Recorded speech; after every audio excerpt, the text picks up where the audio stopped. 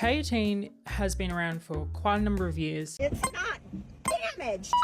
You look at all these explanations out there and you're like, well, goddamn. They're really good at making things sound really good together. What this is claiming to do, repair your hair on a molecular level all the way into the keratin chain, one of the hardest places to get to after 4 minutes within one step. K18 is like, you thought you knew hair? Yeah, right. It's kind of like when you realize food has nutrients and then you find out there's like macro and micronutrients, and then you find out it's like an atom. Like literally, that's how far it goes. Let's get into it. Let's get into the products. Hit that subscribe button below. Let's get into the goddamn video. The detox shampoo. When you think about the expectations of a shampoo, universally is go from dirty to not dirty. Brands have a really good way of making them sound like the absolute one step you need. So it really doesn't have like a high expectation. Why this shampoo is a little bit different than other shampoos? Because of the way it's made. So first of all, the pH is really low. It's about a 3.8, which is very acidic for a shampoo. But this is why it retains color so well. Very surprisingly so, because it is a clarifying shampoo at the end of the day. Removes up to 99% of buildup because it's made to be used without any conditioners in a way. Hair stays quite smooth. It's actually quite detangling for much longer too, no matter if I'm using the other products or not. Even with the activated charcoal in here, normally the cleansing abilities of that shampoo will either be too strong or too weak. In this case, the balance is just right. You might not like this shampoo at all. If you haven't used them before and you're still used to your moisturizing shampoos, you might want to get a sample of this, because I have had a few people like the idea of this, but like hate it after getting it and they never use it. So the next product in this line, what do they call it again? I could really just get it, like it's just there. So Damage Shield, this one is more protective than anything. Over time, it has this technology. The barrier keeps getting more protective and protective. I think that this is actually quite a nice shampoo. However, I will say this. When you have two shampoos that do something so similar, let's make a cleansing shampoo and a weak shampoo. Which one are you going to get? Okay, so my experiences with this, very basic, but that's not bad. This is a really good standard shampoo. It's kind of like your very simple gel cleanser. If you are trying to find this balance for just frizzy hair overall and you need just smoothness, this is going to be a very good shampoo because it really does smooth and detangle, and it stays like that for quite a while, even after it's dry and after it's styled.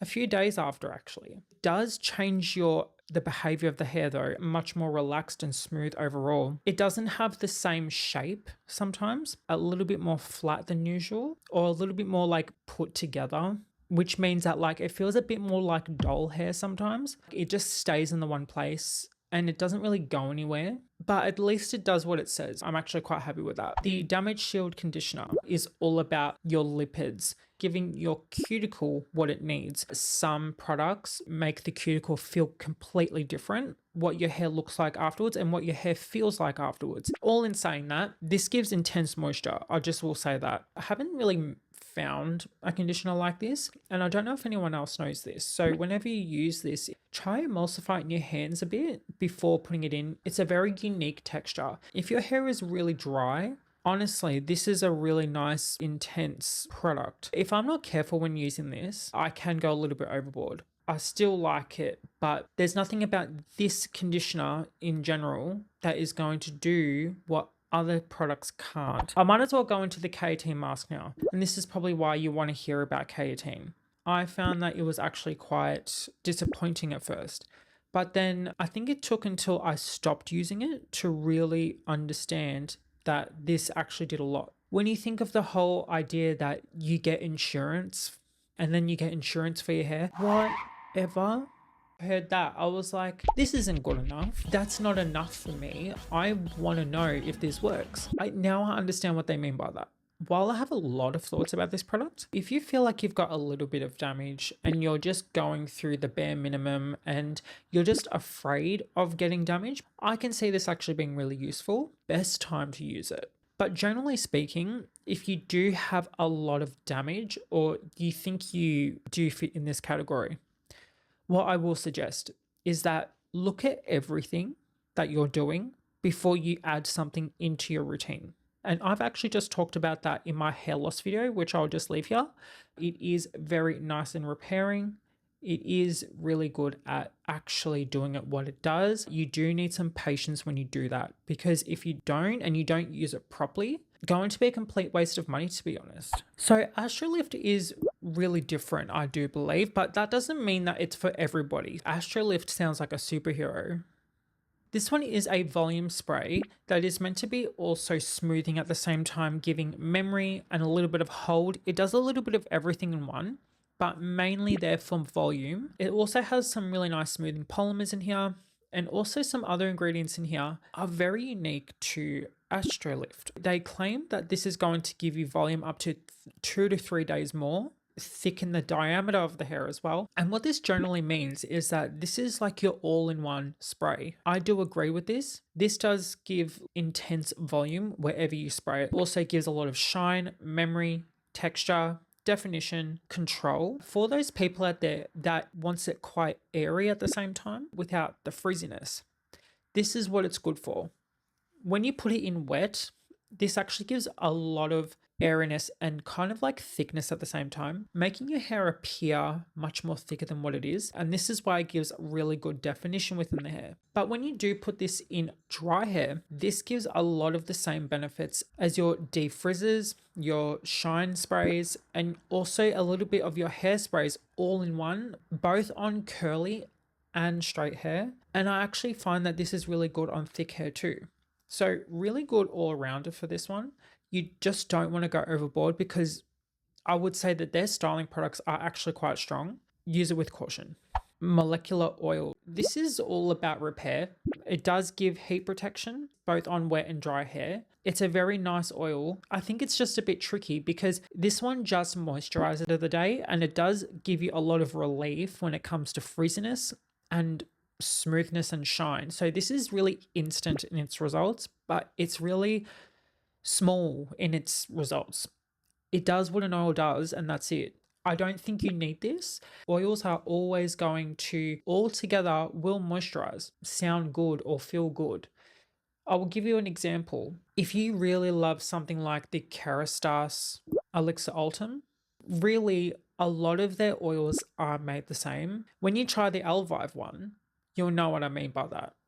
But then you try something like the Olaplex oil, you can never build that up too much. You will waste a lot of product trying to do that.